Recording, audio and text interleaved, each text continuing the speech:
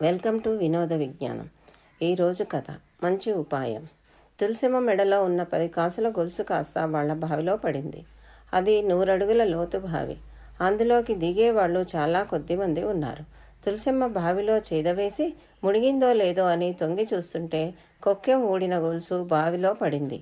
బావిలో దిగ్గల వాళ్ళు తీసి పెట్టమంటే గొలుసు విలువ తెలిసి 10 రూపాయలు ఇస్తావా అని బేరాలకు దిగారు. ఇంతలో రంగన్న అటుగా వచ్చాడు. వాడు దొంగతనాలు చేస్తాడని అందరికీ తెలుసు. కానీ ఎన్నడూ పట్టుబడలేదు. వాడికి వినపడేటట్టుగా తులసమ్మ తన గొలుసు సంగతి చుట్టూ ఉన్న వాళ్లతో విశదంగా చెప్పింది. తనకేమీ పట్టనట్టు రంగన్న సాగిపోయాడు. తులసమ్మ బావిలో దిగేవాళ్లను అవసరం లేదని పంపించి వేసింది.